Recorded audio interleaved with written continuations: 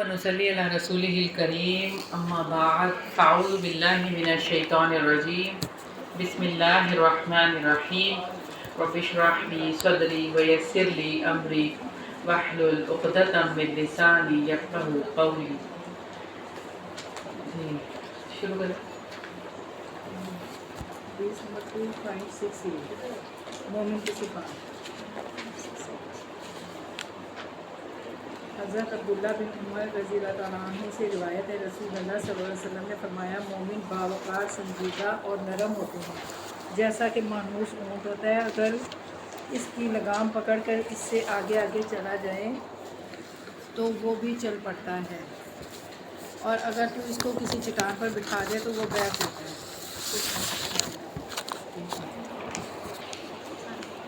انصار کی فضیلت. عاصم بن سوید بن یزید بن جاریہ انصاری سے روایت ہے، وہ کہتے ہیں مجھے یحییٰ بن سعید نے حضرت انس بن مالک سے بیان کیا ہے، وہ کہتے ہیں بنو اشہل قبیلہ کے سردار حضرت اسید بن حضیر رسول اللہ صلی اللہ علیہ وسلم کے پاس آئے اور بنو ظفر کے ایک گھرانے کے متعلق بات کی. اس قبیلہ کے عام افراد عورتیں تھیں، یعنی کہ مرد کم تھے. رسول اللہ صلی اللہ علیہ وآلہ وسلم نے لوگوں میں کوئی مال تقسیم کیا اور کچھ بنو ظفر کو بھی دیا. اسید کی بات سن کر رسول اللہ صلی اللہ علیہ وسلم نے فرمایا، اسید، بات یہ ہے کہ پہلے تم نے ہم سے رابطہ نہیں کیا اور جو کچھ ہمارے پاس تھا وہ ختم ہو چکا. اب تم لوگ جب غلہ کے بارے میں سنو کہ مجھے وصول ہوا ہے تو میرے پاس آ جانا اور ان گھر والوں کا معاملہ یاد کرا دینا. بس جتنا اللہ تعالیٰ کو منظور تھا حضرت اسید ٹھہرے رہے. پھر رسول اللہ صلی اللہ علیہ وسلم کے پاس خیبر سے غلہ لایا گیا جس میں جو اور کھجوریں تھیں. نبی کریم صلی اللہ علیہ وآلہ وسلم نے وہ لوگوں میں تقسیم کر دیے. راوی کہتا ہے پھر آپ صلی اللہ علیہ وآلہ وسلم نے انصار میں تقسیم فرمایا اور ان کو بہت زیادہ دیا، اور پھر بنو ظفر کے گھر والوں میں تقسیم کیا تو انہوں نے بھی بہت زیادہ دیا. حضرت اسید نے آپ کا شکریہ ادا کرتے ہوئے کہا، اے اللہ کے رسول صلی اللہ علیہ وآلہ وسلم، اللہ آپ کو عمدہ اور بہترین بدلہ عطا فرمائے. پھر رسول اللہ صلی اللہ علیہ وآلہ وسلم نے اسید رضی اللہ عنہ سے فرمایا، اے انصار کی جماعت، اللہ تمہیں بھی عمدہ اور بہترین جزا عطا فرمائے، کیونکہ تم لوگ میرے علم کے مطابق پاک دامن اور صبر کرنے والے ہو. لیکن اتنا یاد رکھو کہ تم میرے بعد عنقریب ہی مال کی تقسیم اور ولایت یعنی کہ حکومت کے معاملات میں حق تلفی دیکھو گے، سو صبر کرنا یہاں تک کہ حوض پر مجھے آ ملے. خبر اس وقت قیامت ظاہر ہونے والی برائیاں. حضرت ابو ہریرہ سے روایت ہے کہ رسول اللہ صلی اللہ علیہ وآلہ وسلم نے فرمایا، وہ ذات کی قسم جس کے ہاتھ میں محمد صلی اللہ علیہ وسلم کی جان ہے، قیامت اس وقت تک قائم نہیں ہوگی جب بے حیائی اور بہت ظاہر ہو جائے گا. امین کو خائن اور خائن کو امین بنا لیا جائے گا. بول نام ہلاک ہو جائے گا اور تقوت منظر عام پر آ جائے گی. صحابہ نے کہا، ہے اللہ کے رسول صلی اللہ علیہ وآلہ وسلم، بول اور تقوت کسے کہتے ہیں؟ آپ صلی اللہ علیہ وآلہ وسلم نے فرمایا، بول سے مراد سردار اور معزز لوگ ہیں، اور تقوت سے مراد وہ لوگ ہیں جو لوگوں کے پاؤں تلے تھے اور ان کو کوئی نہیں جانتا تھا.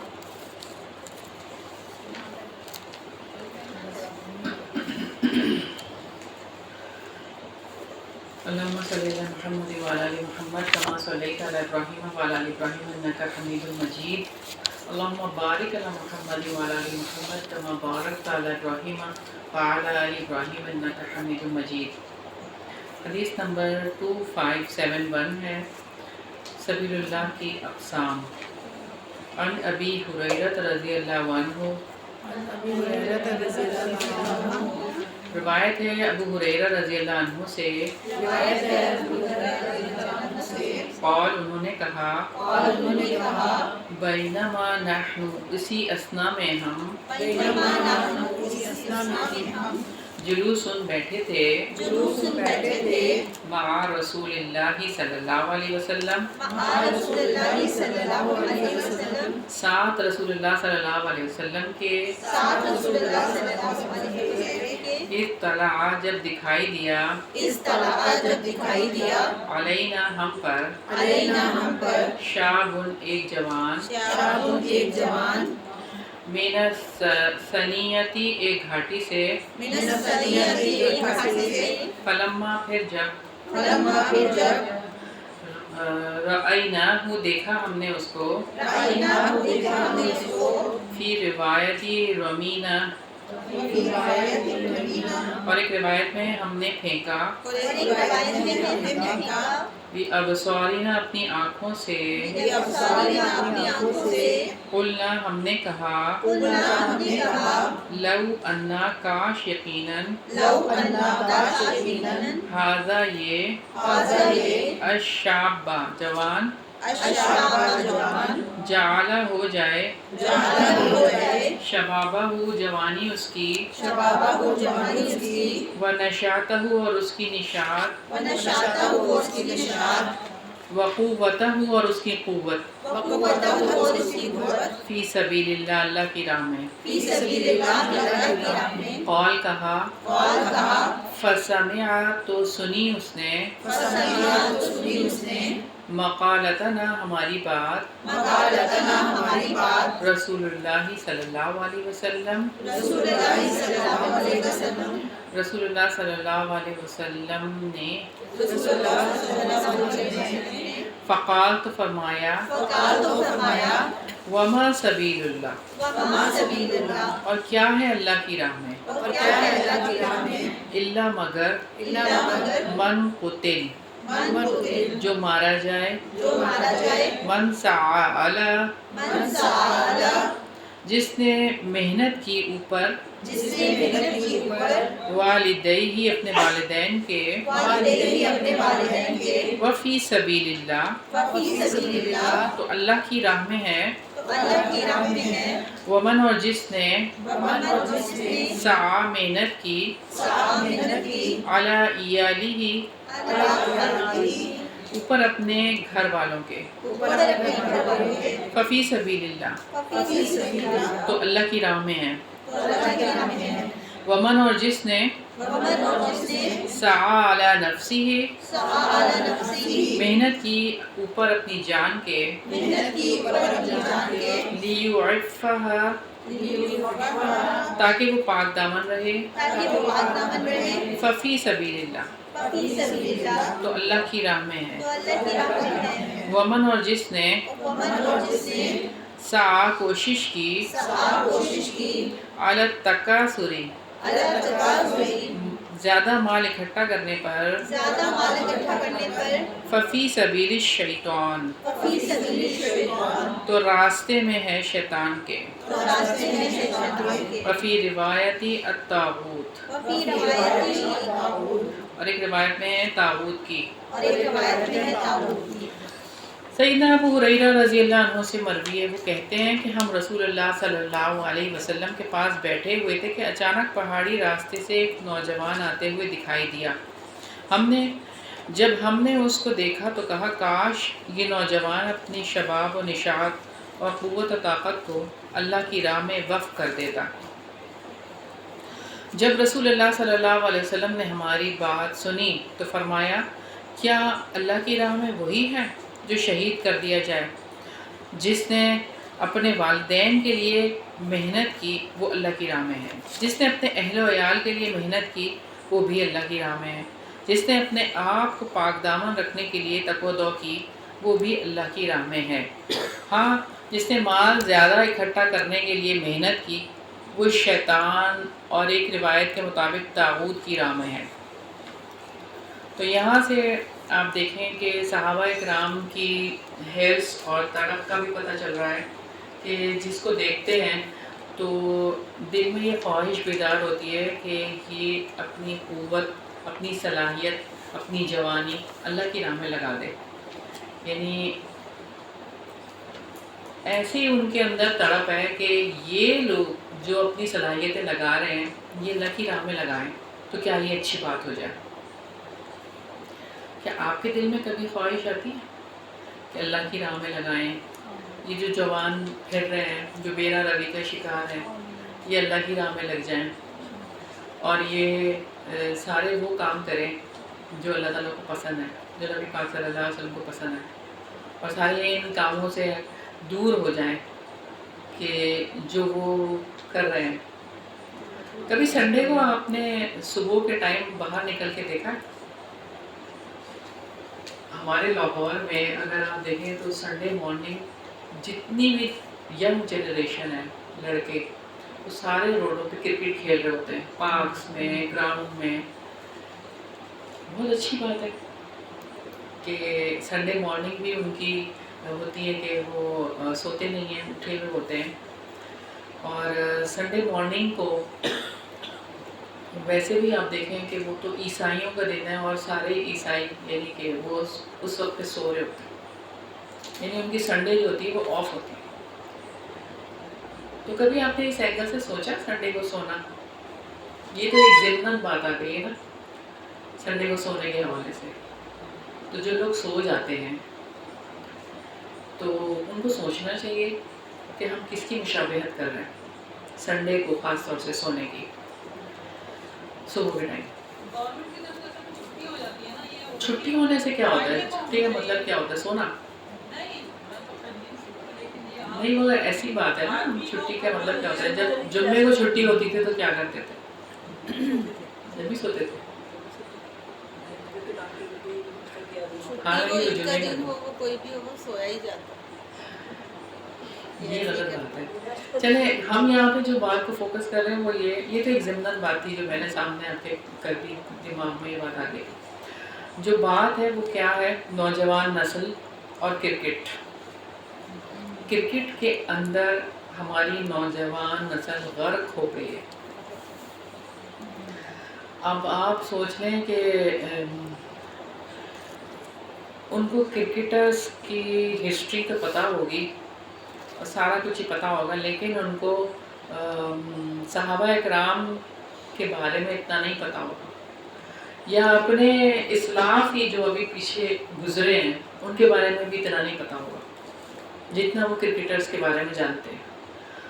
اور اتنے زیادہ انوالو ہوتے ہیں، اتنے زیادہ انوالو ہوتے ہیں کہ آپ تصور ہی نہیں کر سکتے کہ وہ کس طرح سے اس کے اندر انوالومنٹ ہے ان کی. تو اللہ تعالیٰ سے دعا ہے کہ اللہ تعالیٰ ہمارے نوجوانوں کو ان چیزوں سے نکال کر جو ہے وہ اللہ کے دین کے کاموں میں لگا دے. اگر صبح کے ٹائم پہ مشقیں سمجھتے ہیں آپ لوگ؟ مطلب تیر اندازی ہے، گھڑ سواری ہے، نیزہ بازی ہے، نشانہ بازی ہے. یہ چیزیں کیا ہیں؟ یہ تو آنی چاہیے، یہ تو سیکھنا چاہیے. اور آپ کی ورزش ہے تو کتنی اچھی بات ہے. کہنے والے کہتے ہیں کہ کرکٹ بھی ورزش ہوتی ہے. بہرحال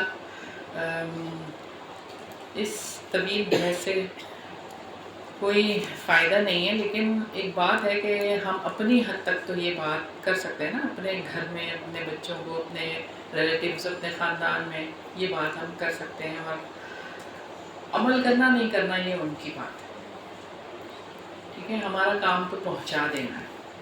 اچھا، اب یہاں پر جو بات ہے کہ آپ صلی اللہ علیہ وسلم نے فرمایا کہ اللہ کی راہ میں صرف وہی ہے جو کہ شہید کر دیا جائے، وہ تو نہیں ہے صرف، بلکہ اللہ کی راہ میں تو وہ بھی ہے جو اپنے والدین کے لیے محنت کرتا ہے. والدین کے لیے کیسے محنت کرتا ہے؟ والدین کے ساتھ حسن سلوک، وہ بھی اللہ کی راہ میں. اور اپنے اہل و عیال کے لیے محنت کی، اپنے اہل و عیال کی یعنی کہ ان کی جائز ضروریات کو پورا کرنا، اور ان کے لیے علم کی ضروریات کو بھی پورا کرنا. علم کیا ہوتا ہے؟ علم یہ جو آپ کے اسکول کالج میں جو جا کے تعلیم حاصل کرتے ہیں، یہ تو صرف ہنر کے لیے یہ تو ہنر ہی ہے. علم جو ہے نا یہ علم ہے، قرآن اور سنت اور حدیث کا علم. اچھا، جس نے اپنے آپ کو پاک دامن رکھنے کے لیے تگ و دو کی، وہ بھی اللہ کی راہ میں ہے. پاک دامنی، ہاں جو مال کمانے کے اندر ہی لگ گیا، یعنی بس مال کمائے جا رہے. تو اسلام جو ہے نا وہ صرف یہ ہے کہ آپ خود کفیل ہو جائیں، ٹھیک ہے. کسی کے سامنے دستے سوال نہ ہو، یہ بات ہے. لیکن یہ نہیں ہے اس میں سارے رشتے آ جاتے ہیں، والدین، اہل و عیال، دوسرے محتاج، قرابت دار، ان ساری چیزوں سے آپ غافل نہیں ہوں گے. اگر آپ غافل ہوں گے تو یہ رحمانیت ہو جائے گی. لیکن اس میں آپ دیکھیں کہ یہ ساری باتیں تو ہیں اس حدیث میں کہ آپ اپنے والدین کا خیال رکھیں، اپنے اہل خانہ کا، ان کی دنیاوی ضروریات پوری کریں. ہر انسان اتنی تگودو اور اتنی تو کام کرتا ہی ہے، اور اس کو کرنا بھی چاہیے کیونکہ یہ تقاضا ہے. ٹھیک ہے. لیکن مال کی بہتات اور دولت کی کثرت کے پیچھے پڑ جانا کہ بس کماتے ہی چلے جانا، کماتے ہی چلے جانا، اور اپنی تخلیق کا مقصد بھول جانا، جیسا کہ آج کل لوگوں کے اس طرح کے جو ہے وہ کام ہو گئے ہیں. آپ نے دیکھا ہوگا پیسہ کمانے کے لیے یوٹیوب چینل پہ کتنی ویڈیوز ہیں. مہینے میں 1 لاکھ کما لیں، مہینے میں 2 لاکھ کما لیں، مہینے میں فلاں اتنے لاکھ کما لیں. مال اتنا کمانا مقصد نہیں ہے. مقصد صرف کیا ہے کہ آپ کے اتنا مال ہو کہ آپ اپنی ضروریات اور ان لوگوں کی جو آپ کے بلونگنگ ہے ان کی ضروریات کا خیال ہو. نبی پاک صلی اللہ علیہ وسلم سے یہ حدیث براہ راست صحابہ کرام نے سنی اور انہوں نے فوراً اس پر عمل کیا. ٹھیک ہے. وہ بڑے پیمانے پر تجارت کرتے تھے صحابہ کرام. شام اور مصر تک ان کے تجارتی قافلے جاتے تھے. بڑے بڑے ذمہ دار بھی تھے، وہ جاگیردار تھے. وہ والدین، رشتہ داروں اور اپنے جتنے بھی ان کے ساتھ تھے جو ان کا خیال بھی وہ بہت اچھی طرح سے رکھتے تھے. حقوق بہت اچھی طریقے سے ادا بھی کرتے تھے، چاہے وہ کوئی بھی ہو. ٹھیک ہے. جب بات آتی تھی خرچ کرنے کی تو وہ خرچ بھی بہت خوب کرتے تھے. صوم و صلات کے وہ پابند تھے. تعلیم و تعلم کی کلاس وہ لیتے تھے، اور صدقہ خیرات کا جب وقت آتا تو وہ کرتے تھے، اور عمرہ اور حج وہ ادا کرتے تھے، اور جہاد کے سفروں کا جب اعلان ہوتا تو وہ جہاد بھی کرتے تھے، اور وہ ان لوگوں کی مدد بھی کرتے تھے کہ جو اس وقت پہ حق رکھتے تھے. یعنی جہاد پہ جانے کے لیے کسی کے پاس نہیں ہوتا تو ان کی مدد بھی کرتے تھے. یا یہ کہ اس وقت پہ مال بے دریغ خرچ کرتے تھے. کیا ہمارے سامنے مثالیں نہیں صحابہ کرام کی؟ عبد الرحمن بن عوف کی، عثمان رضی اللہ عنہ کی، اور بھی بہت سارے صحابہ جو بے دریغ خرچ کرتے تھے. تو یہاں سے ہمیں معلوم ہوتا ہے کہ اسلام ہمیں اعتدال کا درس دیتا ہے.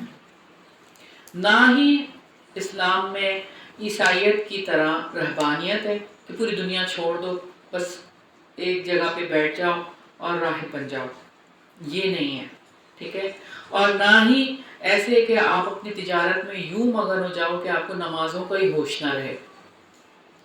جب کسی تاجر سے پوچھا گیا کہ آپ نماز نہیں پڑھتے تو وہ کہنے لگے کہ میں جو یہ کام کر رہا ہوں اپنے بیوی بچوں کا پیٹ پالنے کے لیے، تو یہ میں حقوق ادا کر رہا ہوں اور یہی عبادت ہے، نماز کی ضرورت نہیں ہے. اب آپ مجھے بتائیں صحابہ کرام کی زندگیوں سے ہمیں کیا ملتا ہے؟ وہ سارے ہی کام کر رہے تھے.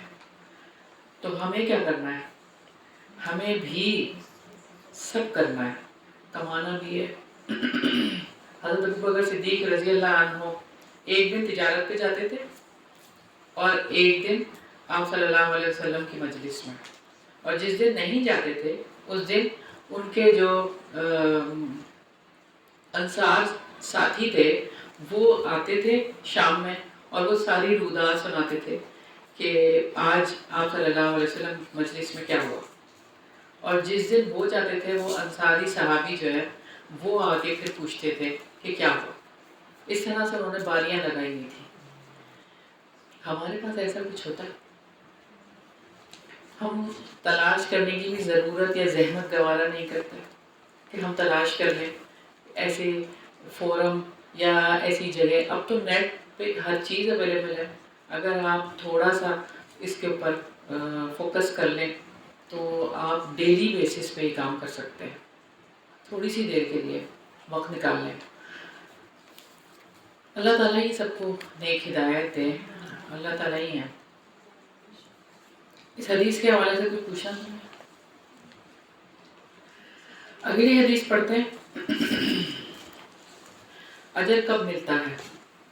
حدیث نمبر 2572 عن ابی ذر مرفوعا. روایت ہے سیدنا ابو ذر رضی اللہ عنہ سے مرفوعا. مرفوعاً کا مطلب ہوتا ہے کہ آپ صلی اللہ علیہ وسلم نے یہ بیان کیا. آپ صلی اللہ علیہ وسلم سے روایت ہے. یہاں پہ یہ والے الفاظ نہیں آئے ہیں کہ آپ صلی اللہ علیہ وسلم نے فرمایا، لیکن مرفوعاً کا مطلب ہی یہی ہے. ٹھیک ہے، میں ڈائریکٹ سنی ہوئی ہے. مرفوعاً کا مطلب آپ صلی اللہ علیہ وسلم نے بیان فرمایا. ٹھیک ہے. بہت ساری حدیثیں جو ہیں وہ ڈائریکٹ چلی ہوئی ہیں، لیکن یہاں پہ جب ذکر نہیں ہے تو مرفوعاً لکھا ہوا مرفوعاً. ٹھیک ہے.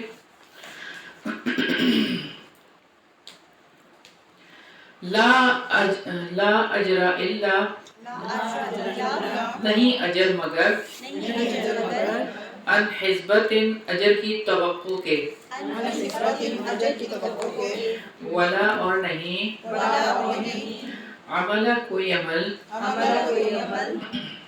الا بنیہ، مگر نیت سے. سیدنا ابو ذر رضی اللہ عنہ سے مروی ہے کہ رسول اللہ صلی اللہ علیہ وسلم نے فرمایا.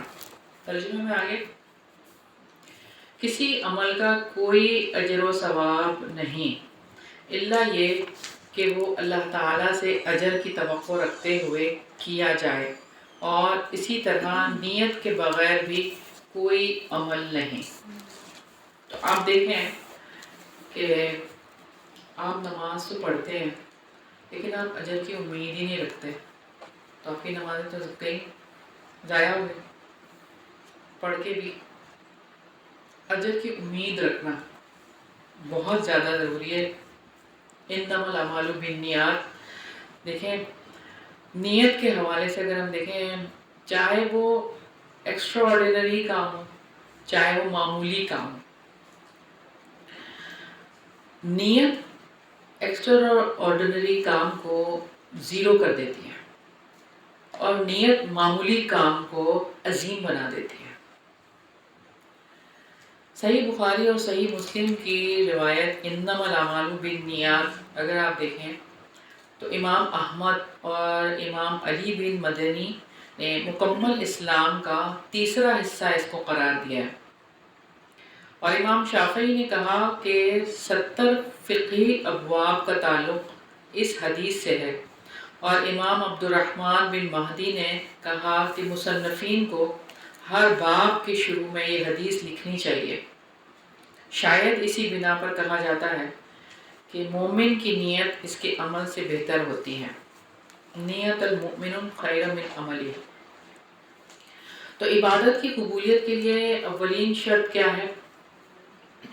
نیت ہے. وہ اللہ تعالیٰ سے ثواب کے حصول کی امید رکھتے ہوئے کیا جائے کہ جو میں یہ کام کر رہی ہوں مجھے اللہ تعالیٰ اس کا اجر دیں گے. اور جب بھی آپ حدیث پڑھنے کے لیے آپ لوگ بیٹھتے ہیں، الحمدللہ ہم لوگ جب بیٹھتے ہیں تو جو بھی حدیث پڑھنے لگے اس سے پہلے اپنے دل میں نیت کیا کریں کہ یہ آپ صلی اللہ علیہ وسلم کی بات ہے، اور آپ صلی اللہ علیہ وسلم کی بات حرف آخر ہے، اللہ تعالیٰ نے خود فرمایا ہے. ٹھیک ہے. تو یہ ہمارے لیے ناگزیر ہے، اور اس پر میں عمل کروں گی تو مجھے اجر ملے گا، اور میں پڑھوں گی بھی تو مجھے اجر ملے گا، میں سیکھوں گی تو مجھے اجر ملے گا، ہر بات پہ مجھے اجر ملے گا. اور یہ پڑھنا کیا ہے؟ فرض ہے. فرض ہے. یہ فرض کفایہ نہیں ہے، فرض عین ہے. ٹھیک ہے. یہ نیت آپ لوگ کیا کریں ضرور، اور جب گھر سے نکلتے رہا کریں تو ضرور نیت کر کے نکلا کریں کہ میں اللہ کی راہ میں جا رہی ہوں، یہ اللہ کا کام ہے، میرا کوئی ذاتی کام نہیں ہے یا کوئی دنیاوی کام نہیں ہے، میں اللہ کی راہ میں جا رہی ہوں اور مجھے اس کا اجر ملے گا قیامت کے دن۔ یہ بات جو اب میں کرنے جا رہی ہوں یہ تولی جائے گی، اس کا وزن ہوگا، اور کسی کام کا وزن نہیں ہوگا، اللہ کے لیے جو کام کیا جاتا ہے اس کا ہی وزن ہوگا۔ تو یہ نیت کر کے آپ اخلاص کے ساتھ جب نکلیں گے تو امید ہے اللہ تعالیٰ سے، اللہ تعالیٰ آپ کو بے انتہا اجر عطا فرمائیں گے اور آپ کے عمل میں بھی یہ چیز آ گئی انشاءاللہ۔ اور اس میں ان لوگوں کو بھی تنبیہ کی گئی ہے جو عمل کرتے وقت ریاکاری کرتے ہیں یا دکھلاوا یا نمود و نمائش اور منافقت کو ملحوظ خاطر رکھتے ہیں، یا وہ کسی اپنے جیسے انسان سے ڈر کر کوئی عمل کر رہے ہوتے ہیں، تو ایسے لوگ متنبہ رہیں کہ نہ صرف ان کو اجر و ثواب سے محروم رکھا جائے گا بلکہ ایسے اعمال ان کے لیے وبال جان ثابت ہوں گے، الٹا گناہ ہو جائے گا۔ اگر کسی اور کے لیے کر رہے ہوں گے یا اپنے نفس کی خوشی کے لیے، یہ مجھے بہت اچھا لگتا ہے، میں پڑھتی ہوں یا میں سیکھتی ہوں، یہ آپ کو اچھا لگنے سے کیا ہوتا ہے؟ اصل بات تو یہ ہے کہ رب کو پسند آ رہا ہو تو اپنے ہم نیتوں کو ریوائز کرنے کی ضرورت ہے، اور ہر بار ریوائز کرنے کی ضرورت ہے۔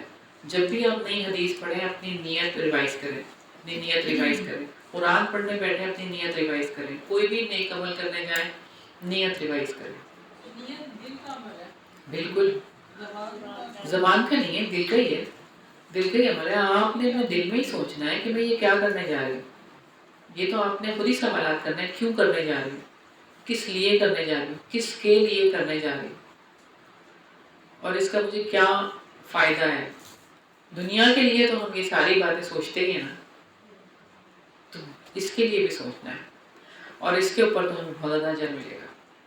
ہم جو نہا کے صاف ستھرے کپڑے پہن کے آتے ہیں تو اس کے بارے میں یہی سوچیں کہ ہاں اس کا ثواب بھی ملے گا۔ بالکل، اور یہ کہ جو شخص بھی تیار ہو کر علم کے حصول کے لیے نکلتا ہے اپنی چوکھٹ سے باہر قدم وہ نہیں رکھتا، اس کے گناہ معاف کر دیے جاتے ہیں۔ تو یہ تو آپ صلی اللہ علیہ وسلم کے الفاظ ہیں نا، تو گناہ معاف ہو جاتے ہیں۔ تو یہ والی بات پتہ ہونی چاہیے، اور نیت کر کے، اور امام مالک کے حوالے سے ہم دیکھتے ہیں رحمۃ اللہ علیہ کہ جب وہ حدیث پڑھانے کے لیے جاتے تھے تو نہا کر نئے کپڑے پہن کر حدیث پڑھاتے تھے۔ تو حدیث پڑھنے پڑھانے کے لیے جب آیا کریں قرآن کی کلاس میں بھی بالکل اسی طرح سے کہ یہ مجلس ایسی مجلس ہے اور یہاں پر فرشتوں نے اس مجلس کو گھیرا ہے۔ نمازوں میں بھی اللہ تعالیٰ نے فرمایا بالکل زینت، اپنی نمازوں کو مزین کریں، زینت دیں، اور لباس کی بات ہے لیکن لباس التقویٰ کی بھی بات ہے اس میں۔ اگر جیسے کسی چینج کرنا ہے نا تو یہ نہیں کہ میں سوچتی ہوں کہ اچھا میں نماز پڑھنی ہوں اس سے پہلے چینج کروں، تاکہ نماز میں مطلب کہ اللہ کے سامنے جاؤں۔ الطہور شطر الایمان، یہاں سے تو آپ کو بات سمجھ آئے گی نا۔ تو آپ ڈیلی آپ کا یہ روٹین ہونا چاہیے کہ ہمارے پاس الحمدللہ کپڑوں کی کوئی کمی تو ہے، ہم ڈیلی اپنا لباس چینج کر سکتے ہیں۔ اس میں کیا وجہ بنی کہ ہم 2 دن تک لباس کو تبدیل نہ کریں؟ ڈیلی ہم لباس تبدیل کر سکتے ہیں، بلکہ ہم صبح و شام تبدیل کر سکتے ہیں، اس میں کیا ہے؟ اور کرنا چاہیے، جب اللہ تعالیٰ نے دیا ہے تو کرنا چاہیے، اور کر اللہ تعالیٰ کو دکھانا چاہیے۔ اللہ تعالیٰ نے کہا ہے کہ نبی پاک صلی اللہ علیہ وسلم نے بھی یہی حکم دیا تھا کہ اگر تو ہے تو اس چیز کو اختیار کریں، اور اللہ تعالیٰ تو جمیل ہے اور جمال کو پسند کرتے ہیں، اور یہ کہ اچھے انداز سے اللہ کے سامنے حاضر ہونا چاہیے، پیش ہونا چاہیے۔ بس اس بات کا خیال رکھنا چاہیے کہ آپ لوگ خوشبو لگا کے باہر نہیں نکلیں گے، بس یہ بات کا خیال رکھنا چاہیے۔ بس اگر گھر میں ہے تب لگا لیں، کوئی مسئلہ نہیں ہے، ایسی کوئی بات نہیں۔ ہاں جی، اس میں میں نے یہ بھی سنا تھا کہ بتا دوں کہ ایک عمل سے آپ کتنی نیتیں کر سکتے ہو، یعنی آپ نماز پڑھنے کھڑے ہو رہے ہو، یہ نہیں کہ بس آئے اور فوراً آپ اس سے پہلے دل میں سوچ لو کہ یہ نماز آخرت میں میرے لیے جو ہے نا وہ درجات کا باعث ہوگی گی، مغفرت کا باعث بنے گی، یا اس سے اللہ تعالیٰ مجھے صبر دے گا، جیسے نماز سے مدد مانگو. یعنی ایک نماز سے نا کتنی نیتیں، ایک عمل میں وضو کرنے جا رہے ہیں تو اس سے پہلے کتنے دل میں ہم کتنی نیتیں کر لیں گے اتنی اللہ تعالیٰ جو ہے نا وہ اجر دے گا. بالکل. نماز کے حوالے سے جتنی آیات ہیں وہ ساری آیات اگر آپ نکال لیں اور نماز پڑھنے سے پہلے پڑھ لیں تو آپ کو کتنی ساری باتیں پتہ چلیں گی نماز کے بارے میں، اور وہی نیتیں کر کے آپ نماز شروع کر لیں. کوئی بھی عمل لاشعوری طور پر نہیں کرنا چاہیے، ثواب جب بھی ملے گا. اچھا اس میں وہ یہ نا اجر کی بات جو ہو رہی ہے تو یہ ذہن میں میرے تو یہ ہوتا ہے کہ اللہ کے لیے کرنا ہے تو اللہ نے تو اجر دینا ہی ہے، تو اللہ تو اجر دے گا ہی انشاءاللہ. اگر ہم نماز مطلب دل میں ہوتا ہے اللہ کی ناراضگی سے بچنے کے لیے، اب جیسے تو کہ اس میں اجر کا تو وہ نہیں آ رہا نا. اجر ہی ہے یہ کہ اللہ تعالیٰ کی ناراضگی سے ہم بچیں گے، تو اللہ تعالیٰ جب ناراضگی نہیں ہوگی تو کیا ہوگا، پھر کہاں جائیں گے ہم؟ جنت میں جائیں گے. جنت اجر ہی ہے نا. دل میں نہیں ہوتا نا کہ نماز اس لیے پڑھ رہے ہیں. اور اس میں نا نیت کے بارے میں ایک یہ بات بھی پڑھی تھی کہ ہر کام سے پہلے تو یعنی بیوی اپنے شوہر کی خدمت کر رہی ہے یا اس کے کپڑے استری کر رہی ہے یا اس کی کسی چیز کا خیال کر رہی ہے، وہ محبت بھی کرتی ہے کہ بھی یہ شوہر ہے اور یہ تو میرا بہت کفیل ہے. لیکن اگر وہیں آپ نیت کر لو کہ اللہ تعالیٰ نے مجھے یہ حکم دیا تو میں کر رہی ہوں تو اللہ اس کا اجر دے گا، تو وہی چیز جو ہے اجر کا باعث بن جائے گی، ادروائز اجر نہیں ملے گا. جیسے کہ آپ کسی مطلب ساس کی خدمت کی جا رہی ہے، کوئی بہو کر رہی ہے تو وہ تو اس لیے کرے گی کہ میرے گھر میں سکون ہو، خوشی ہو، ساس خوش ہوں گی، شوہر بھی خوش ہوگا گھر میں.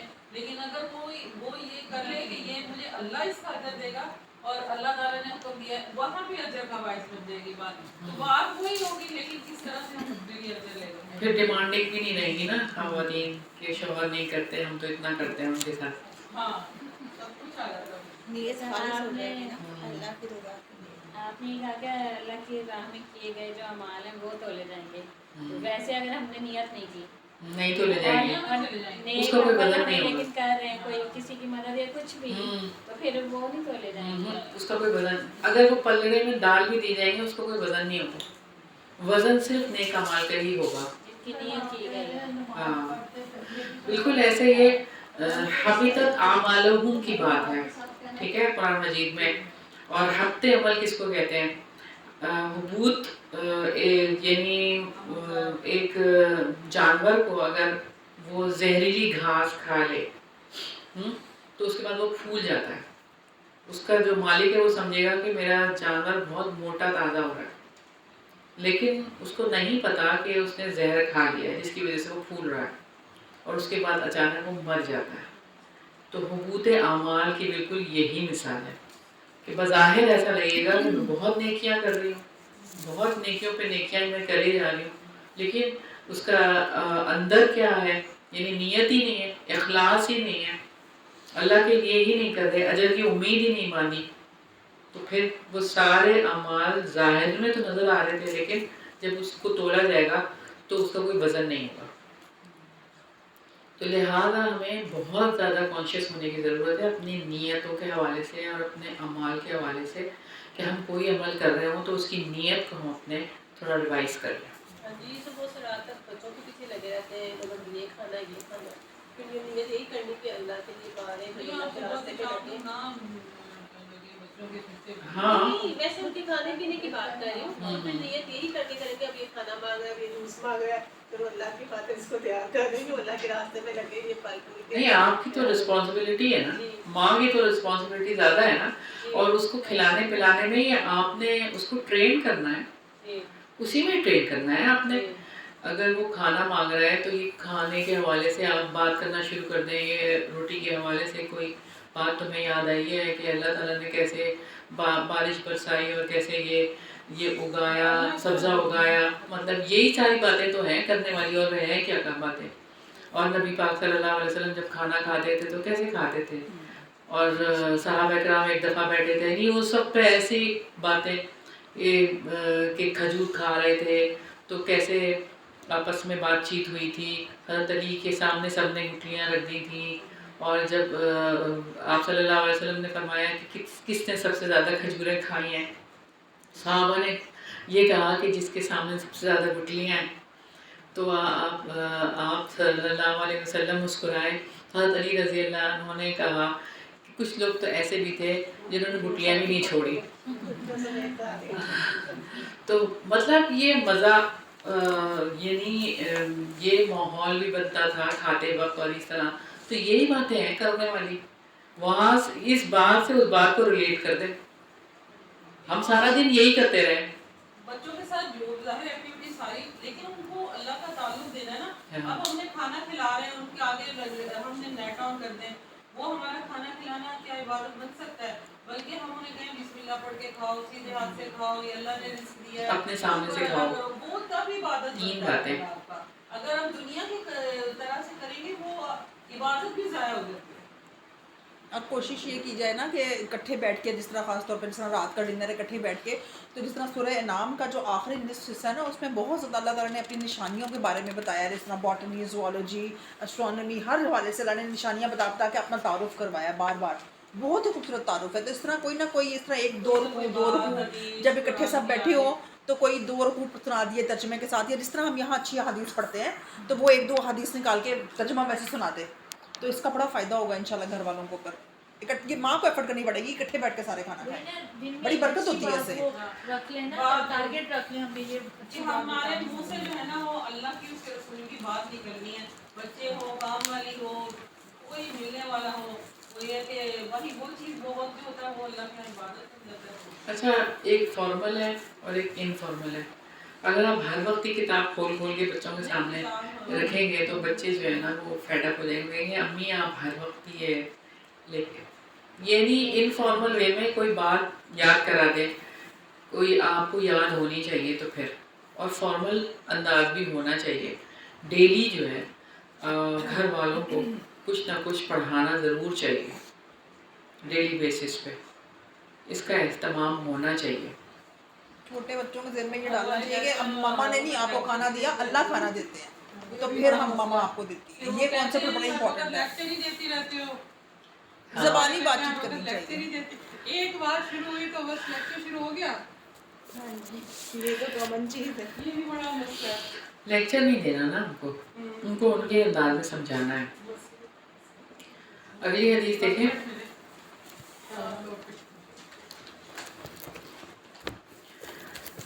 مہمان نوازی سے محروم، خیر و بھلائی سے محروم. حدیث نمبر 2573 ہے. ان عقبہ بن عامر مرفوعا، روایت ہے عقبہ بن عامر رضی اللہ عنہ سے مرفوعا، لا نہیں خیر فی من، کوئی بھلائی اس میں، لا جو نہیں، یوزیف مہمان نوازی کرتا.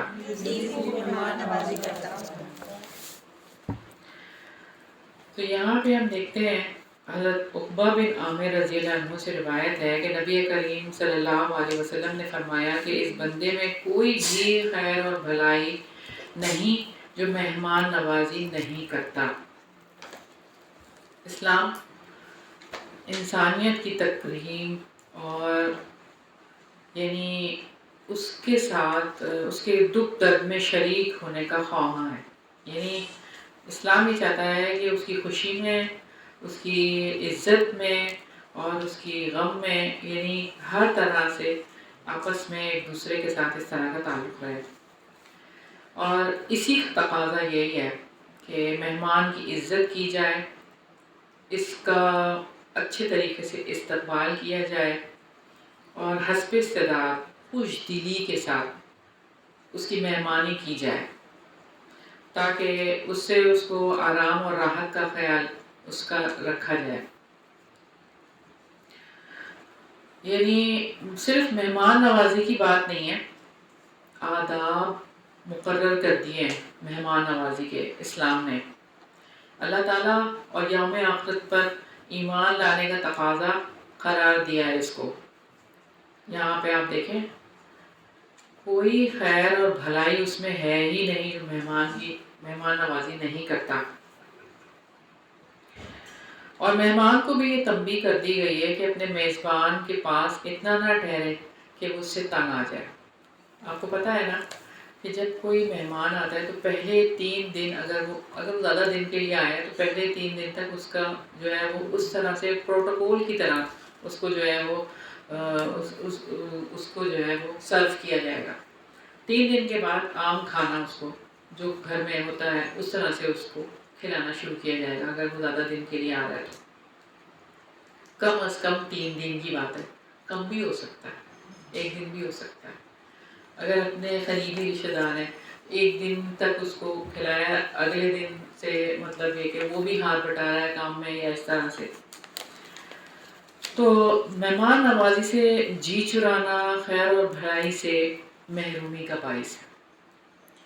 اب بات یہ ہے کہ ہم نے پچھلی ایک حدیث دیکھی تھی مہمان نوازی کے حوالے سے کہ سیدنا ابو طلحہ رضی اللہ عنہ اور ان کی بیوی نے خود اور اپنے بچوں کو بھوکا رکھا تھا اور اپنے مہمان کی میزبانی یہ کی تھی اور اس کا حق ادا کیا تھا، یعنی حد سے بڑھ کر. اور اللہ تعالیٰ اس بات پر مسکرا دیے تھے اور یہ آیت نازل ہوئی تھی کہ وَيُثِيرُونَ عَلَىٰ أَنفُسِهِمْ وَلَوْ كَانَ بِهِمْ خَصَاصَةٌ، اور وہ دوسرے حاجت مندوں کو اپنے نفسوں پر ترجیح دیتے ہیں. وَمَن يُوقَ شُحَّ نَفْسِهِ فَأُولَٰئِكَ هُمُ الْمُفْلِحُونَ. اگرچہ ان کو سخت بھوک ہو اور جو لوگ نفسوں کی بخیلی سے بچ گئے وہی کامیاب ہو گئے. تو یہ بات ہے صورت کی کون سی آیت ہے؟ سورہ حشر کی 9 نمبر آیت. اچھا، اس سے بڑی سعادت اور کیا ہو سکتی ہے کہ اللہ تعالیٰ بندے کے عمل پر تعجب کرے اور مسکرائے اور رہتی دنیا تک اس کا تذکرہ کلام پاک میں ہو. تو ہمیں اللہ کی خوشنودی کے لیے یہ کام کرنا چاہیے، چاہے ہمارے کیسے بھی حالات ہوں. فقر و فاقہ کے ڈر نہیں ہونا چاہیے بلکہ مہمان کی خدمت کرنی چاہیے. اللہ تعالیٰ خیر و برکت کے راستے خود ہی کھول دیتے ہیں. اچھا، اب یہ ہے کہ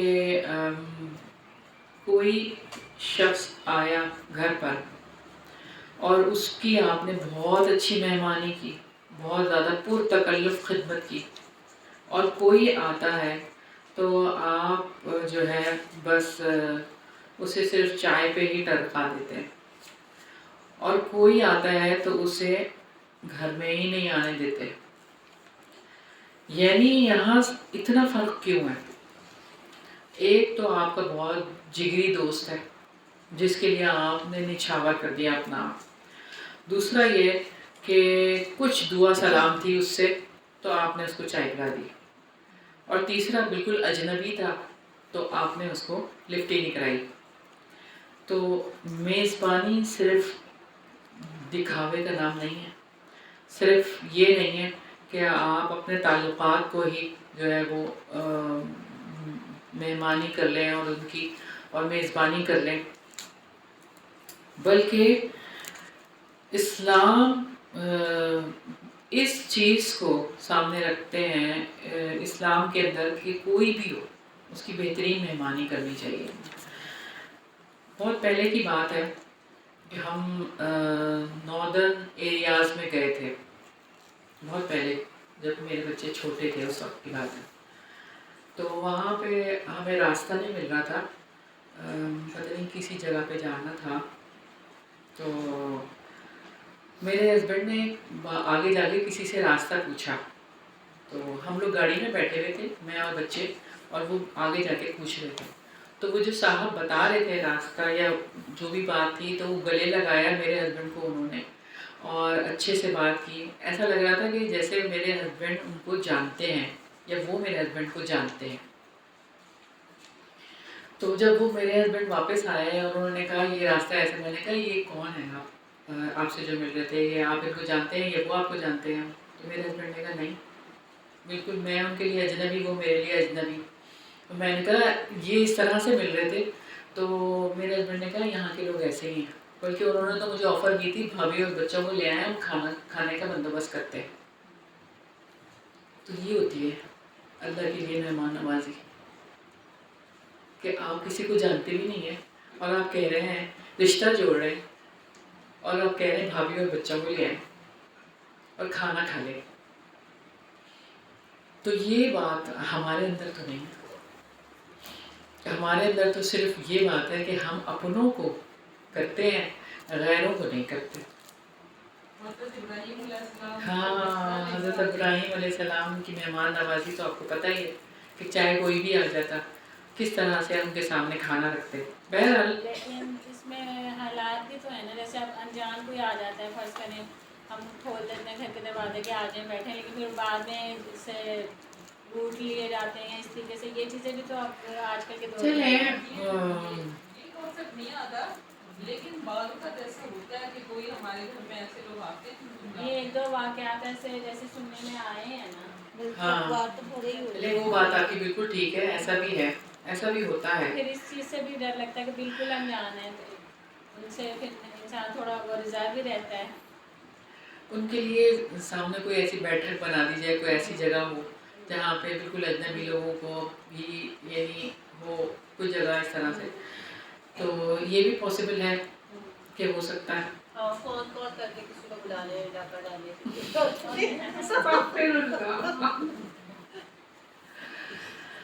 نہیں ہوتا ہے، ایسی بات نہیں ہے۔ پہلے والے زمانے میں نانی ہماری وہ کھانا وغیرہ وہ برادے ٹھہرایا کرتی تھی، جب نکلتے تھے نا تو انہوں نے اپنے گھر لے آنا کہ نہیں جی رات رہے، جب رات ہو جانی پیدل جاتے تھے وہ اس پہ، تو صبح اچھا کر کرا کے کھلا پلا کے ان کو بھیجنا کرنا۔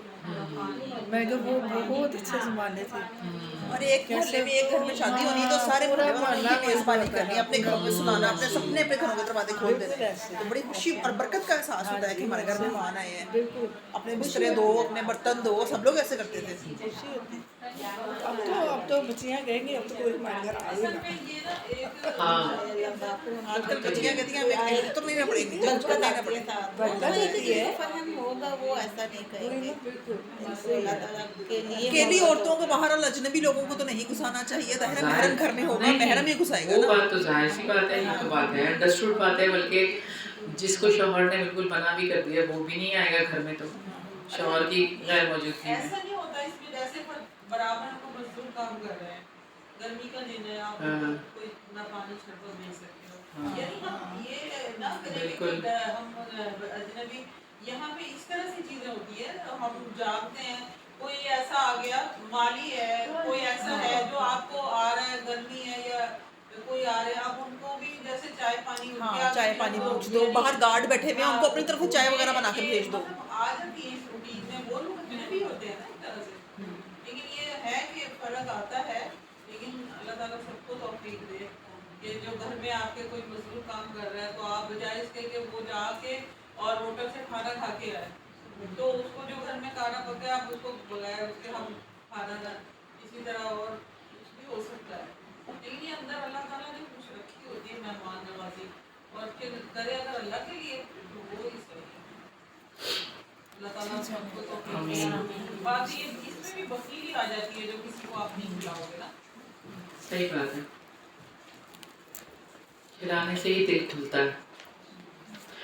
اگلی حدیث ہے بندہ کب تک یتیم رہتا ہے، حدیث نمبر 2574 ہے، ان زیال بن عبید، روایت ہے زیال بن عبید رضی اللہ عنہ سے، قال کہتے ہیں سمعت جدی، میں نے سنا اپنے دادا، حنظلہ رضی اللہ عنہ سے، یقول وہ کہتے تھے، قال فرمایا، رسول اللہ صلی اللہ علیہ وسلم، رسول اللہ صلی اللہ علیہ وسلم نے، لا یتما نہیں یتیمی،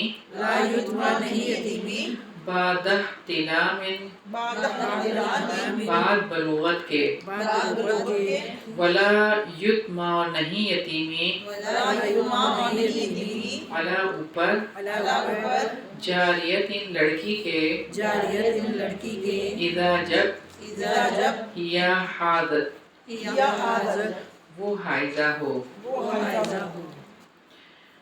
زیال بن عبید رضی اللہ عنہ سے روایت ہے کہ وہ کہتے ہیں کہ میں نے اپنے دادا سیدنا حنظلہ رضی اللہ عنہ کو یہ کہتے ہوئے سنا کہ رسول اللہ صلی اللہ علیہ وسلم نے فرمایا بالغ ہونے کے بعد کوئی یتیمی نہیں، اور اسی طرح جب لڑکی کو حیض آ جائے تو اس پر بھی یتیمی کا حکم نہیں رہتا.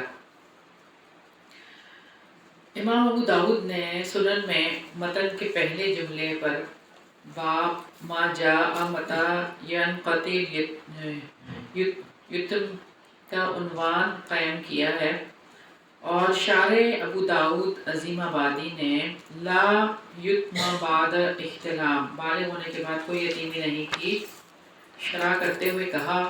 ابن ارسلان کہتے ہیں کہ جب بچہ یتیم یا بچی یتیم بچہ یا یتیم بچی بلوغت کی ایسی عمر تک پہنچ جائیں جس میں عام لوگ بالغ ہو جاتے ہیں تو ان پر حقیقی معنی میں یتیم کا لفظ نہیں بولا جا سکتا، اور وہ بالغ افراد کے حکم میں آ جائیں گے، احتلام ہو یا نہ ہو.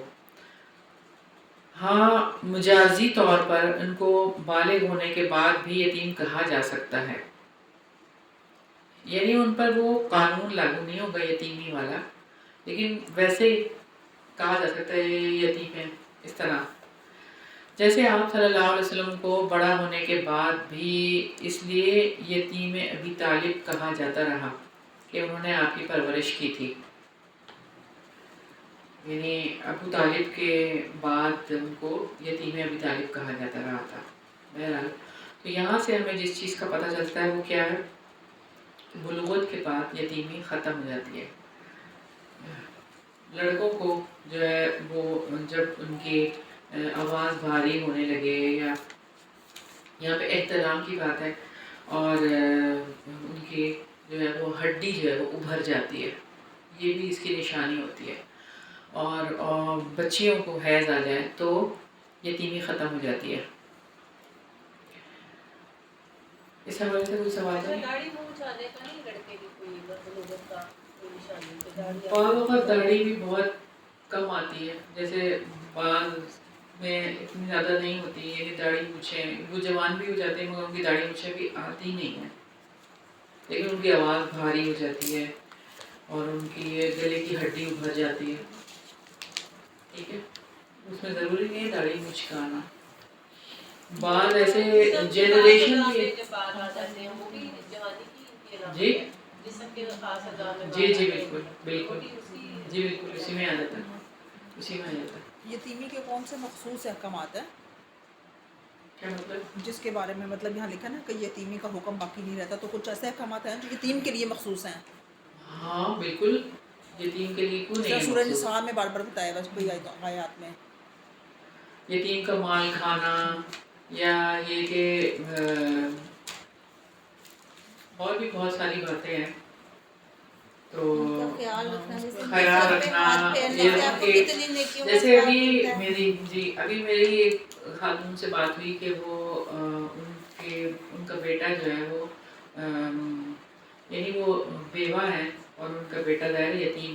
تو اب وہ بچہ بڑا ہو گیا اور ماموں نے سارا خرچ برداشت کیا، اور اب جو ہے وہ پڑھ لکھ گیا ساری پڑھائی کا. اب انہوں نے کہا ہے کہ اب آپ خود اس کو کریں، یعنی اب آپ کا بیٹا خود کمائے اور خود جو ہے سارا خرچہ کرے. تو اب وہ خرچہ نہیں دے رہے، یتیمی ختم ہو گئی، حالانکہ پہلے ہی ختم ہو گئی تھی یتیمی، لیکن پھر بھی انہوں نے اس کو پڑھایا اور اس طرح سے سارا کچھ کیا.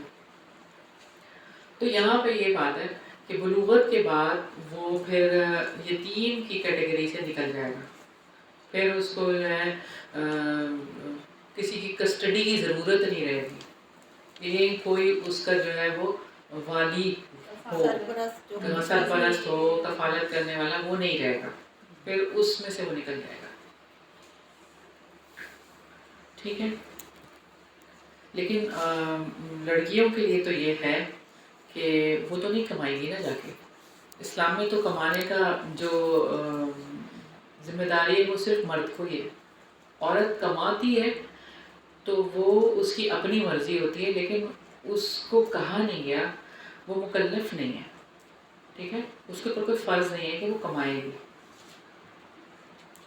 آج تو یہ حال ہے نا کہ ہر کوئی کما رہا ہے، تو اس لیے کوئی تمیز ہی اٹھ گئی ہے نا.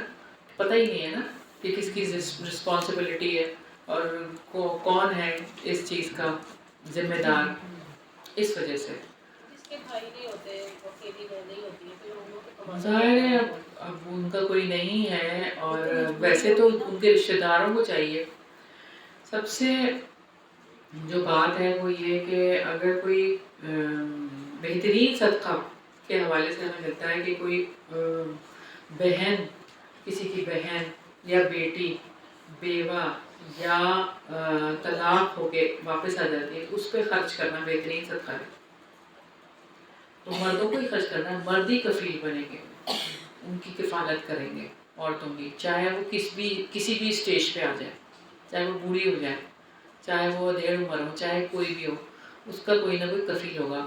باپ ہے، باپ نہیں ہے، شوہر ہے، شوہر نہیں ہے، بیٹا ہے، بیٹا نہیں ہے، ماموں ہے، نہیں ہے، چاچا ہے، نہیں ہے. یعنی یہ سارے رشتے آپ دیکھ لیں کہ جتنے محرم رشتے ہیں وہ اس کے کفیل ہوں گے. وہ عورت خود نہیں کمانے جائے گی، عورت مکلف ہے ہی نہیں، یہ ہمیں سمجھ نہیں آتی. ان کی رسپانسبلٹی، ان کی ذمہ داری ہے. اگر وہ نہیں کرتے تو ان سے پوچھا جائے گا، اللہ تعالیٰ پوچھیں گے ان سے کہ آپ نے کیوں نہیں کیا، یہ تو آپ کی ذمہ داری. بعض ایسے ہوتے ہیں کہ 3 ماموں ہیں، 4 ماموں ہیں، ایک ماموں ہی خرچہ کری جا رہے ہیں تو باقی ماموں نہیں پوچھ رہے. باقی ماموں سے پوچھا جائے گا کہ بھئی اگر تو یہ بات طے ہو گئی ہے، اگر تو یہ بات طے ہو گئی ہے کہ وہ ایک ماموں جو کر رہا ہے اور وہ یہ کہتا ہے کہ میں ہی کر لوں گا، کوئی مسئلہ نہیں ہے، تو بات صحیح ہے. ٹھیک ہے، تو کوئی ایسی بات نہیں ہے کہ وہ ایک نے ذمہ داری لے لی اور وہ یہ کہہ رہا ہے کہ میں کروں گا، آپ کوئی اور نہیں کرتا تو کوئی بات نہیں ہے، تو کوئی ایسی بات نہیں ہے. لیکن اگر وہ کہہ رہا ہے کہ اس کو بھی کرنا چاہیے، اس کو بھی کرنا چاہیے، یہ کیوں نہیں کر رہا، اس سے بھی بات کرو، تو پھر ظاہر ہے یہ تو ہوگا، پھر تو ہوگا، پھر تو یہ بات ہوگی. جی جی. اچھا، آگے ہے حسد خیر و بھلائی کا دشمن ہے. حدیث نمبر 2575 ان زمرۃ بن ثعلبہ، روایت ہے زمرہ بن ثعلبہ رضی اللہ عنہ سے، قال کہا، قال رسول اللہ صلی اللہ علیہ وسلم، فرمایا رسول اللہ صلی اللہ علیہ وسلم نے، لا یزال الناس، ہمیشہ رہیں گے لوگ، بخیر ما لم، بھلائی پر جب تک نہ، یتحاسدوا، وہ آپس میں حسد نہ کریں.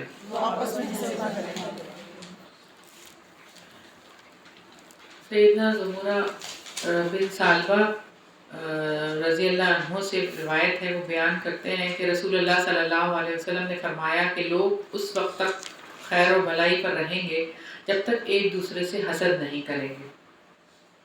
کسی شخص کا دوسرے کی خوشحالی پر جلنا اور یہ تمنا کرنا کہ اس کی نعمت اور خوشحالی ختم ہو جائے اور وہ اسے مل جائے، حسد کہلاتا ہے. آپ صلی اللہ علیہ وسلم نے سختی سے حسد کو منع کیا.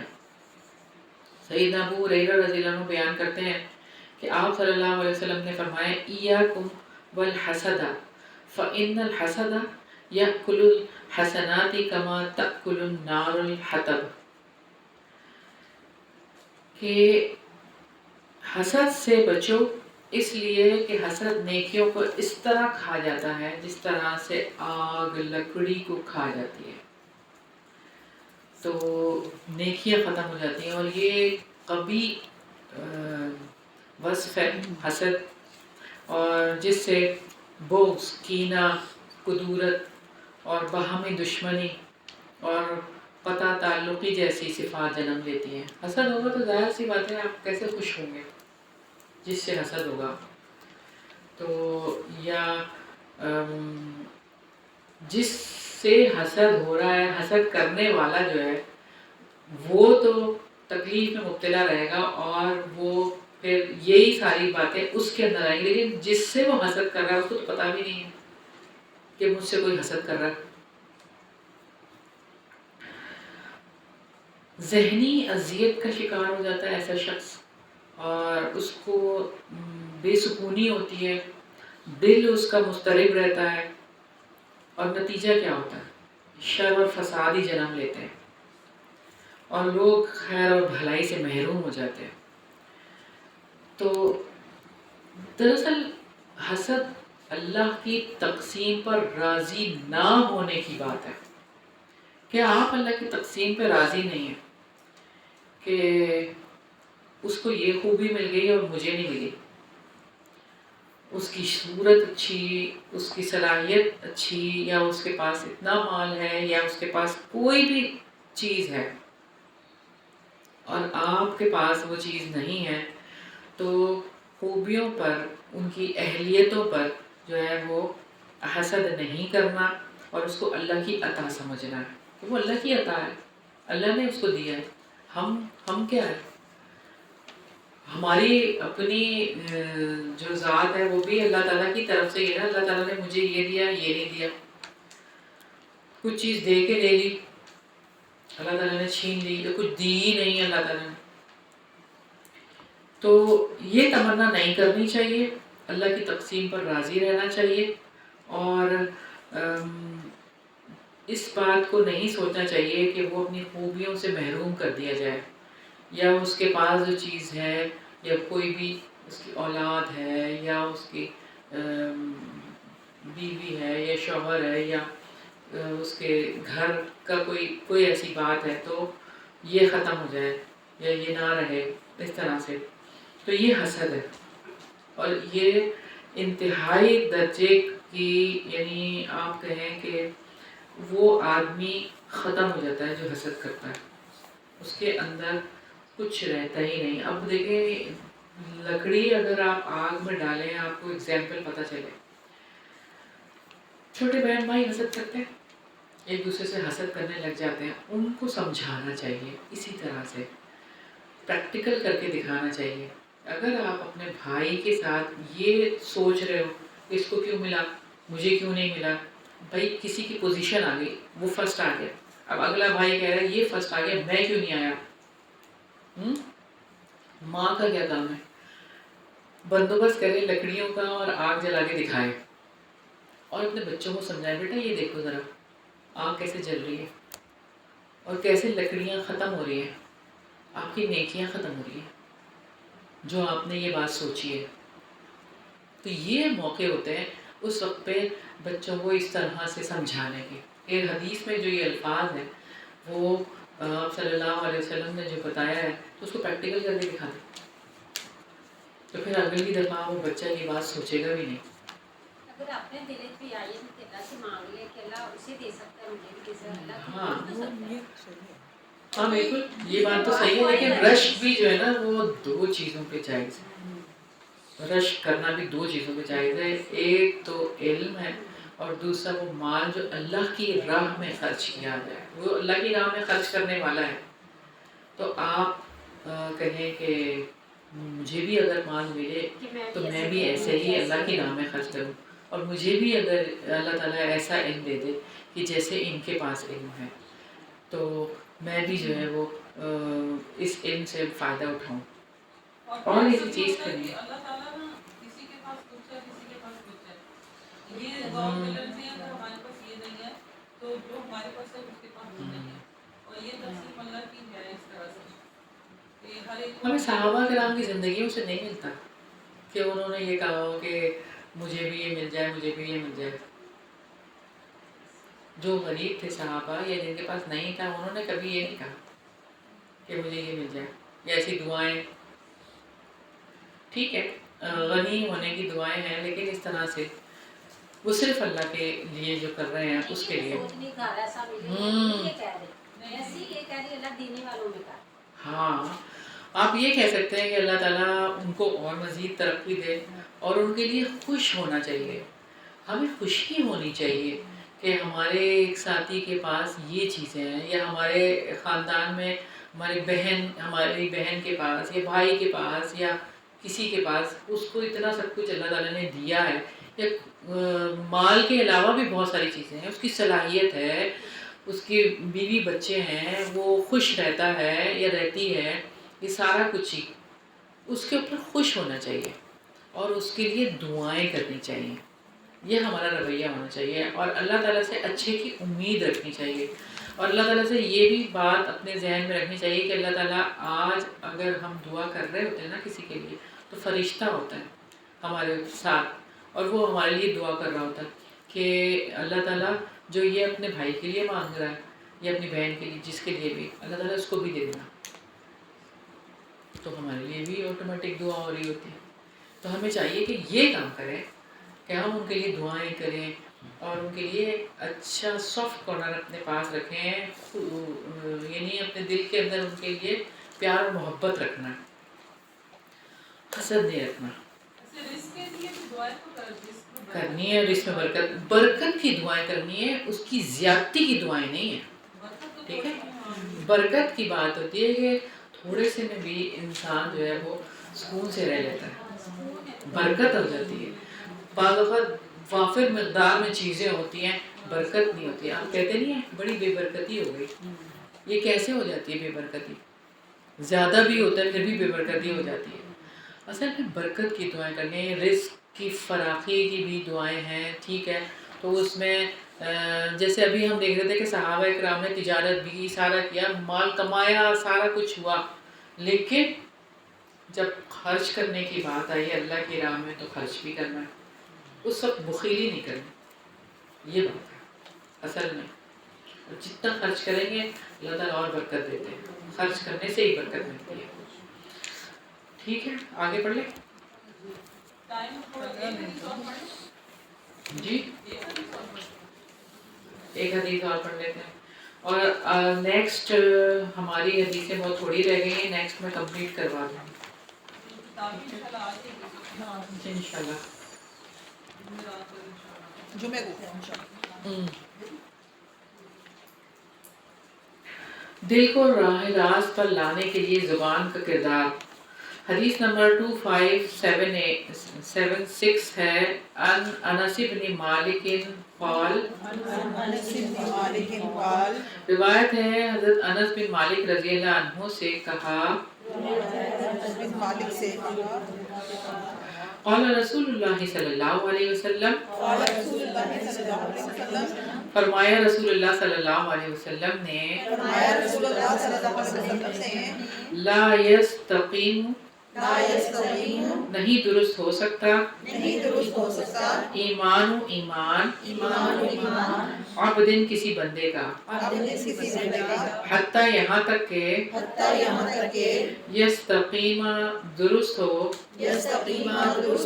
قلبہ دل اس کا، ولا اور نہیں، یستقیم درست ہوگا، قلبہ دل اس کا، حتیٰ یہاں تک کہ یستقیم درست ہو، لسانہ زبان اس کی، ولا یدخل اور نہیں داخل ہوگا، رجل کوئی آدمی، الجنت جنت میں، لا نہیں، یأمن امن میں ہوگا، جارہ پڑوسی اس کا، بوائق اس کی شر سے. حضرت انس بن مالک رضی اللہ عنہ سے مروی ہے، وہ کہتے ہیں کہ رسول اللہ صلی اللہ علیہ وسلم نے فرمایا کہ کسی آدمی کا ایمان اس وقت تک درست نہیں ہو سکتا جب تک کہ اس کا دل درست نہیں ہوتا، اور کسی کا دل اس وقت تک صحیح نہیں ہو سکتا جب تک اس کی زبان راہ راست پر نہیں آ جاتی، اور ایسا شخص جنت میں داخل نہیں ہوگا کہ جس کے شر سے اس کا ہمسایہ امن میں نہیں ہوتا۔ تو یہاں ہم دیکھتے ہیں کہ سب سے پہلی بات کہ دل کب اس کا درست نہیں ہو سکتا، جب تک کہ اس کی زبان درست نہ ہو، زبان راہ راست پر نہ ہو۔ تو آپ صلی اللہ علیہ وسلم دعا کیا کرتے تھے، یا مقلب القلوب ثبت قلبی علی دینک، اور یا مصرف القلوب صرف قلوبنا علی طاعتک۔ تو یہ دعائیں جو ہیں اپنے دل کو درست رکھنے کے لیے بہت ضروری ہیں، اور یہاں پہ آپ دیکھیں کہ زبان کی بات آئی ہے۔ ہم نے حدیث دیکھی تھی کہ تم مجھے 2 چیزوں کی ضمانت دو تو میں تمہیں جنت کی ضمانت دیتا ہوں، زبان اور شرزہ۔ تو یہاں پہ زبان کی بات ہے، تو زبان کو راہ راست پر لانا ہے۔ اصل بات یہ ہے کہ علم کی وجہ سے انسان نقصان سے بچتا ہے۔ جب آپ کو اس بات کا علم ہوگا نا کہ میں نے اپنی زبان کو درست رکھنا ہے اور کس طرح سے اپنی زبان کے ساتھ ایسے الفاظ نہیں استعمال کرنے، تو پھر آپ ظاہر ہے اس کے پر عمل بھی کریں گے۔ اچھا، اب یہ بات ہے کہ حافظ ابن قیم رحمۃ اللہ علیہ کہتے ہیں کہ دل کے خواطر، برے خیالات شیطان کی طرف سے ہوتے ہیں، یعنی جو برے خیالات آتے ہیں ہم کو وہ شیطان کی طرف سے ہوتے ہیں، اچھی بات رحمان کی طرف سے فرشتے ڈالتے ہیں۔ تو دل اور زبان اچھا یا برا ہونے میں ایک دوسرے کے لازم اور ملزوم ہے۔ یہ دل اور زبان، آپ کا دل جو ہوگا نا وہی زبان ہوگی، ٹھیک ہے؟ اگر زبان صراط مستقیم پر گامزن نظر آئے گی تو اس کا مطلب کیا ہے؟ آپ کے دل میں بھی یہی بات ہے، صراط مستقیم کی طرف ہی جانا چاہتا ہے وہ بھی۔ اور اگر زبان کے برا ہونے، بری ہے زبان، تو پھر اس کا مطلب کیا ہے کہ دل میں بھی کوئی اچھائی نہیں ہے۔ جب یہ دونوں مرکزی اعضاء خیر اور بھلائی پر جمع ہو جائیں تو ایمان مکمل ہو جاتا ہے۔ تو جو زبان کہتی ہے اثر رکھتی ہے، اور طاقت تلوار نہیں، مگر مجھے اس وقت شعر یاد نہیں آ رہا، لیکن زبان جو کہتی ہے اس کا اثر ہوتا ہے نا، لیکن تلوار کا زخم تو بھر جاتا ہے، زبان کا زخم نہیں بھرتا، کبھی بھی نہیں بھرتا، شوہر اور بیوی میں نہیں بھرتا۔ جب بات ہوتی ہے آپ نے مجھے ایسا کہا تھا، یہ ہوا تھا، پچھلی بات یاد آتی ہے تو زخم نہیں بھرتا۔ نبی پاک صلی اللہ علیہ وسلم نے کیا فرمایا کہ میری گفتگو ذکر الہی کی گفتگو، میری خاموشی غور و فکر کی خاموشی، اور کچھ کرنا ہی نہیں ہے، تبھی بات بنے گی۔ دوسری چیز جو یہاں پر ہے وہ ہے ہمسایہ، جس کے شر سے امن میں نہیں، وہ جنت میں نہیں جائے گا۔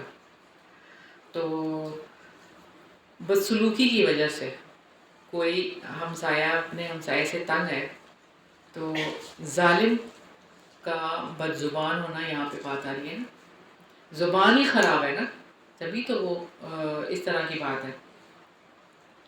پڑوسی کی خیر اور بھلائی کو کامیابی اور کامرانی کا معیار قرار دیا گیا، وہ اس طرح کے ایمان کی بنیاد دل کی راستی پر ہے، یعنی دل آپ کا صحیح ہے تو آپ کا ایمان بھی صحیح ہے، اور پھر آپ کی زبان بھی اسی انداز سے چلے گی، اور خیر و شر کا تعلق پڑوسی کے ساتھ حسن سلوک یا بدسلوکی سے ہے۔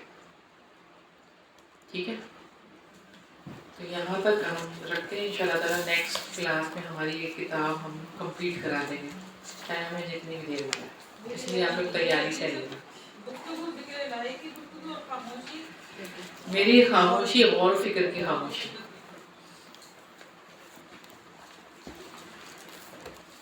تو آپ لوگ جن لوگوں نے 80% کلاسز لی ہیں ان کو ہم سرٹیفکیٹ دیں گے. تو آپ لوگ اپنی کلاسیں پوری کر لیں. جو لوگ آتے رہے درمیان میں نہیں آئے، آپ کی چھٹیاں ہو گئیں، جیسے اور بھی لوگ ہیں آپ کی چھٹیاں ہو گئیں، تو اپنی کلاسز کمپلیٹ کر لیں. ٹھیک ہے. اور مجھے بتا دیں کہ ہم نے کلاسز کمپلیٹ کر لی ہیں. اور اب ایک مجھے نا لسٹ بنا دیں. آپ بنا دیں گی؟ جی نہیں بنا کے آپ نے گروپ میں سینڈ کرنی ہے، یا آپ مجھے سینڈ کر دیں، سمرا کو سینڈ کر دیں، تاکہ لسٹ ہمارے پاس ہو کہ یہ وہ لوگ ہیں جو ریگولر ہیں، ان کو ہم سرٹیفکیٹ دیں گے اس کتاب کا. نام نہ لکھو میرے بہن پڑ جائیں گے. استغفر اللہ واتوب الیہ.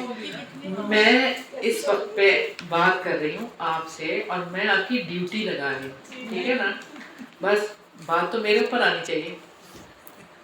میں نے یہ کرائٹیریا بھی رکھا ہے کہ 80% کلاس آپ نے جس نے لی ہے 80%، تو وہ سرٹیفکیٹ کے حقدار ہیں. دیکھیں ہم جی تو آپ وہاں سے سن لیں، یوٹیوب سے سن لیں. میرے پاس ہے تو میں اس کو پڑھ لوں گی. ہاں جی. میں نے بھی مئی سے شروع کیا، مئی سے اپریل یا مئی سے. آپ لوگ وعدہ کریں گے، آپ لوگ کمپلیٹ کریں گے، پھر آپ کو سرٹیفکیٹ مل جائے گی. اب تو ماشاءاللہ ریگولر ہے نا. اب تو ریگولر ہے. نہیں پچھلی لیکن میں ان کو سنتی رہی ہوں اور پھر جو ٹیسٹ وغیرہ میں وہ سارے میں نے اگر ایبسینٹ ہوئی بھی ہوں تو میں نے پیچھے سے وہ آپ کو ڈبل آپ ایسا بھی کر سکتی ہیں، جو پچھلے ٹیسٹ ہیں وہ آپ ان لوگوں کو دے دیں کہ یہ ہاں، سالو کر لیکن ٹیسٹ دینا کافی نہیں ہے. پڑھیں اور ٹیسٹ دیں. ٹیسٹ دینا کافی نہیں ہے. ٹیسٹ میں کچھ بھی نہیں ہوتا. نہیں حدیث بھی سنیں. ٹیسٹ میں تو کچھ بھی نہیں ہوتا. ٹھیک ہے نا؟ تو اصل بات تو حدیثوں کی ہوتی ہے. تو میں آپ لوگوں کو یہی پریفر کروں گی کہ آپ کلاسز لیں. احادیث لیکن آپ پہلے تو آپ پوری حدیثیں کمپلیٹ کریں. لیکن میں نے وہ یہ بھی ہو سکتا ہے. اچھا یہ بھی ہو سکتا ہے کہ آپ لوگ کتنے لوگ ہیں جو یہ کہہ رہے ہیں کہ ہماری آپ لوگ اپنے نا یعنی آپس میں بیٹھ کے حدیثیں پڑھ لیں. نہیں میں نے وہ سن لی. صرف حدیثیں پڑھ لیں نا. شروع کی صرف 4-5 کلاسز. آپ تو پوری لیتی رہی ہے نا کلاسز. آپ نے کتنی چھوڑی؟ تو آپ نے بھی وہ کرنا ہے. 4-5 کلاسیں میرے خیال سے میں نے دی. ٹھیک ہے. نادیہ کی بھی 4-5 ہی ہوں گی. شروع میں تو بہت ریگولر تھی. ابھی بھی نہیں ہو رہی نا، ایک ہوتی ہے ایک نہیں ہوتی. لیکن وہ سن لیتی ہیں آپ. میں تو سن رہی ہوں پچھلا. بس ٹھیک ہے. پچھلا گھروں میں بیٹھ کے سن لیں. ٹھیک ہے سن لیں. میں پڑھ رہی کلاس آپ کو جاتی ہے سن لیں. جنت اور اعلیٰ کو بھی سنوائیں. ٹیچر سبھی کو پھر دے دیں. پھر یہ تو وہی 80% اپنے سارے ہی آ رہے ہیں نا. وہ ٹھیک ہے. سبھی کا نام مجھے دے دیں. سبھی کا نام مجھے دے دیں. میں آپ کو دے دوں گی نا، میرے پاس نمبر ہے تو میں آپ کو آپ پورے نام ہونے چاہیے، ادھورے نام نہیں چاہیے، پورے نام چاہیے. ٹھیک ہے. ان سے پوچھ کے پورے نام دے دیں تاکہ وہ اچھا لگتا ہے نا. پورا نام لکھا ہوا ہو تو ایک نام لکھا ہوا تو وہ کیسا لگے گا جب بھی آپ کو سرٹیفکیٹ ملے آپ کو پورا نام ہی لکھا گیا ہے نا. ابھی تو ہم نے بہت تھوڑا کیا، تھوڑا اور نہ کر لیں. ایک بک جیسی بک کمپلیٹ ہوگی نا میں سرٹیفکیٹ دے دوں گی. یہ بک آپ کی کمپلیٹ ہو گئی، پھر دوسری بک کمپلیٹ ہوگی اس کا سرٹیفکیٹ. یہ بک آپ کی کمپلیٹ ہو گئی. اچیومنٹ کا احساس بھی تو ہو کہ ہم کچھ کر بھی رہے ہیں. آگے بڑھنے کی لگن ہوتی ہے کچھ کرنے. اور اس میں پھر ہم جب ہم یہ سرٹیفکیٹ ڈسٹریبیوشن سیریمنی رکھیں گے تو اس میں ہم چھوٹا سا فنکشن بھی کر لیں گے. ابھی نہیں، اگلی کلاس میں نہیں ہوگا، وہ آپ مجھے بتائیں گے کہ کب ہوگا. آپ نے ڈیسائیڈ کرنا ہے، یہ آپ کا فنکشن ہوگا. کلاسز ختم کریں گے تو ملے گا نا سرٹیفکیٹ. وہی فنکشن ہی کہتے ہیں آپ اس کو. فنکشن میں میننگ کیا ہوتا ہے؟ کوئی بھی تقریب آپ کہیں، تقریب کا انگلش کر لیں فنکشن. وہ بھی بہت ریگولر رہی ہیں کلاسز میں شروع میں نا. بیچ میں چھٹی کی ہے. نہیں وہ نہیں آئی تھی. نہیں انہوں نے کچھ چھٹیاں کی ہیں لیکن یہ آتی رہی ہیں. ویسے فوبیا وغیرہ کے گھر میں بھی آئی ہیں نا. جو لوگ نہیں آ رہے ان کو ریگولر کریں، اسی بیس پہ کر لیں کہ آپ کو سرٹیفکیٹ مل جائے گا، آپ آ جائیں. ہاں دعا کر لیں. اللہم صلی علی محمد وعلی آل محمد کما صلیت علی ابراہیم وعلی آل ابراہیم انک حمید مجید. اللہم بارک علی محمد وعلی آل محمد کما بارکت علی ابراہیم وعلی آل ابراہیم انک حمید مجید. ربنا آتنا فی الدنیا حسنۃ وفی الآخرۃ حسنۃ وقنا عذاب النار. ربنا لا تزغ قلوبنا بعد إذ هديتنا وهب لنا من لدنك رحمة إنك أنت الوهاب. یا حی یا قیوم برحمتک نستغیث. یا حی یا قیوم برحمتک نستغیث. یا الہی یا پاک پروردگار یا رب العزت یا رب ذوالجلال والاکرام.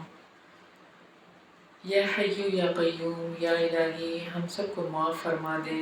یا الہی یا پاک پروردگار جب تک اس دنیا میں زندہ رکھنا، ایمان کی سلامتی کے ساتھ رکھنا.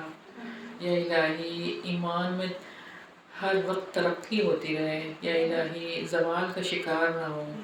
یا الہی یا پاک پروردگار یا رب العزت یا رب ذوالجلال والاکرام یا مالک ہمیں اس کتاب کے ساتھ ان احادیث کے ساتھ ہمیشہ جوڑ کے رکھنا. یا الہی ہمیشہ اس کے طالب علم بنا کے رکھنا. یا الہی یا پاک پروردگار جو ہمارے بہت ہی پیارے آپ کے پاس آ گئے ہیں، الہی ان کی مغفرت فرمانا، ان کو جنت کے اعلیٰ مقام عطا فرمانا، جنت الفردوس میں جگہ دینا. یا الہی یا پاک پروردگار یا رب العزت ہمیں بھی جب موت آئے تو کلمے کی موت نصیب ہو. یا الہی ہمیں بھی جنت سے ریشم کا کفن ملے. یا الہی ہمارے لیے بھی جنت کے اعلیٰ اور بالا خانے ہوں. یا الہی ہمیں بھی جنت الفردوس میں جگہ عطا کرنا. یا پاک پروردگار ہمیں اپنے والدین کے لیے بہترین صدقہ جاریہ بنانا اور ہماری اولادوں کو ہمارے لیے بہترین صدقہ جاریہ بنانا. یا رب العزت یہاں پر جتنے بھی حاضرین ہیں ان کے دلوں میں جو بھی دعائیں الہی میں نہیں جانتی آپ جانتے ہیں، ان سب کی دعاؤں کو قبول فرما لینا. یا پاک پروردگار ان پر، ان کے گھر والوں پر، ان کے سارے رشتہ داروں پر اپنی رحمتیں اور برکتیں نازل فرمانا. یا رب العزت یا رب ذوالجلال والاکرام ہمیں حدیث کو ہمیشہ ہمیشہ پڑھنے والا بنانا. یا الہی سیکھنے والا بنانا، عمل کرنے والا بنانا. یا رب العزت یا رب ذوالجلال والاکرام نوجوان نسل کو بے روی سے بچا لے. یا الہی اس کو سیدھے راستے پہ لگا دے. یا پاک پروردگار یا رب العزت جو بچے اور بچیاں شادی کے قابل ہیں ان کے نیک صالح جوڑے بنا دے. جلد از جلد ان کی شادیاں کروا دے. یا الہی نکاح کو آسان کر دے، زنا کو مشکل بنا دے.